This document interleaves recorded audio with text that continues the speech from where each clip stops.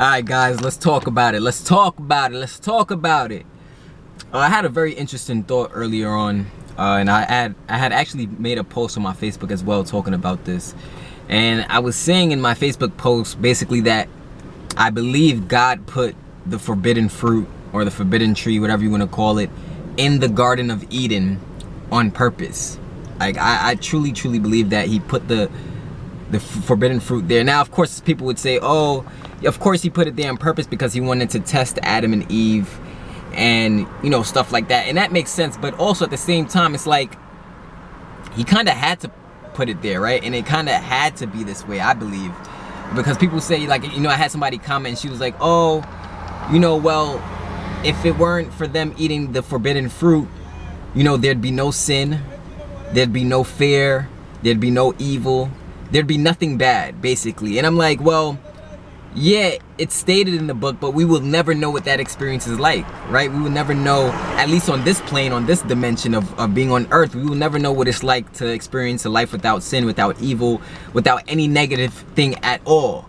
So in my mind, I'm like, you know, it's weird because once the forbidden fruit was eaten by Adam and Eve, this concept of duality came about, right? And think about it for a second. You kind of need duality to appreciate things.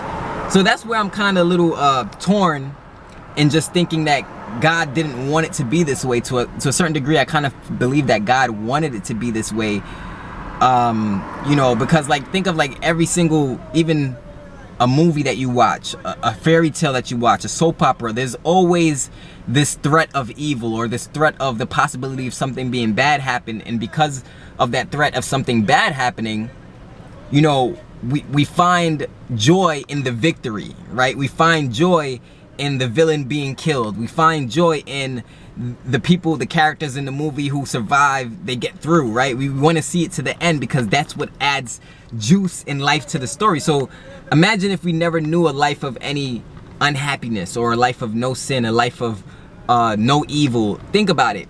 How appreciative would we really be of God? Because in order to know happiness, you got to know unhappiness or depression, right? In order to know, you know, being joyful, you got to know pain, right? You got to know that stuff because that's basically that duality, right? In order to know night, we got to know day.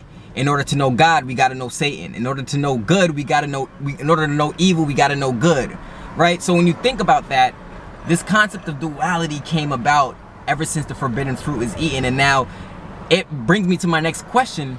Why didn't God just stop Lucifer? You know, when Lucifer wanted to take over and he got to the point where he wanted to say to God, you know, basically challenge God and say to God that he can, you know, basically reign a bigger, you know, basically Lucifer got jealous. You know, he got jealous of, I guess, God putting Jesus on this pedestal. And because of that, he tried to turn people away from God and tried through temptations, through deceit, through all types of tactics Lucifer used to try to turn angels against God and now people against God. But when you really think about it, why didn't God just strike him dead or get rid of him from the minute he had that inkling and that initial thought of trying to come against God? Why didn't God just get rid of Lucifer, right? I mean, I know he was at one point the most beautiful angel, right? He was like basically like the leader of the music in heaven and all that stuff. But once he made that decision to go against God and turned against God, to me, it's like, why wouldn't, you know, it's just weird. Like, why wouldn't God just end that and not allow it to get this far? Why did he allow Lucifer to reign? You know, these are just questions that I have. And if you have any thoughts about this, leave your comments below, right? Leave your comments below, like, comment. Please subscribe to my channel, right? Because I always talk about all of these types of thought-provoking stuff. Having to do with biblical times, having to do with all types of stuff. I speak about business, all types of stuff on my channel, so be sure to subscribe. But, you know, I've really been thinking about it today. I'm like, I kind of feel like God wanted it to be this way because now, if we know suffering and if we know pain, through that suffering and through that pain, a lot of times that's how a lot of people find God. And that's how a lot of people start to believe in God. And a lot of time it's through a traumatic or a tragic situation that happens where we get out of that, or we start to see the light from that situation, from something bad, we turn it into a positive thing. And oftentimes we'll go through something in life, and during us going through that bad something in life, we hate it. We're like, why, God? Why is it gotta be me? Why do I have to experience this pain? Why do I have to experience this struggle? Why do I have to experience these trials and tribulations? And then we get to a point where we get out of that, and because we get out of that rut, and we get out of that struggle, and we get out of that depression, and we get out of that whatever negative situation we're in, we now look to God and we thank God now, and we praise God even more, because it's like, wow, it's only because of God why I got out of this situation. So think about it. If we never had that bad situation, how appreciative or how much would we really acknowledge God? You know, because there's many people who find God after going through a very turbulent situation in their life, or during a very turbulent situation in their life. Then people go to find God. So this brings me back to the biblical story of letting Lucifer reign. You know, I asked questions, you know, why did God allow him to do that? And I believe he needed to let him do that, not only to prove that his people were his people, but also just to show us while we're here living that, look, there's opposites to everything, and we can't appreciate the good unless we experience the bad. You get what I'm saying? So I mean, it's kind of counterintuitive. And you know, some people act like they have all the answers to it. Oh, somebody told me earlier, oh, it said in the Bible it would be a life without sin. Yeah, it says it in the Bible. I understand what the Bible states, and I'm not trying to negate the Bible. All I'm trying to say is that no matter what you say, we've never experienced a world of no sin. We've never experienced a life of nothing but happiness and joy and only love. We've never experienced that. So we don't really know what that's like. We can speculate of what it might be like, but we don't really know what it's like, because we've experienced duality our whole entire life. Being on earth, we've experienced duality our whole entire life. We've experienced good days, we've experienced bad days, right? We've experienced opposites to every single thing.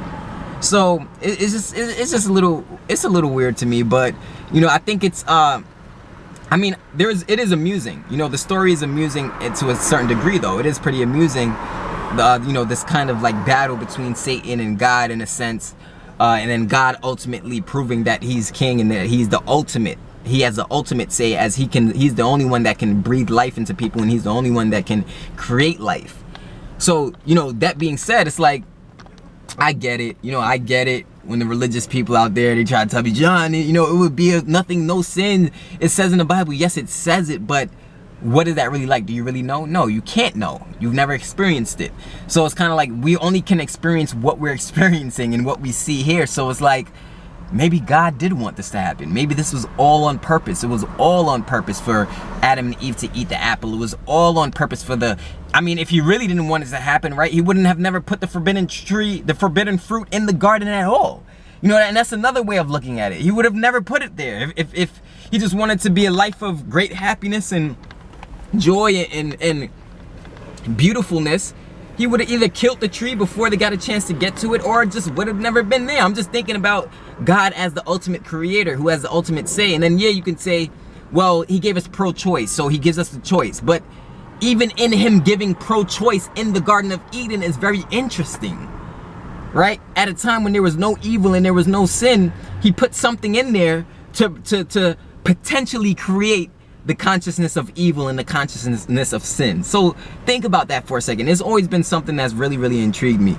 But I would like to know your thoughts. I would like to know your thoughts. So please share this video with somebody else. I would like to know your thoughts on what you think about this, what I'm saying. Do you agree? Do you disagree? Whatever. Let me know. This is Jonathan Belcher. Peace.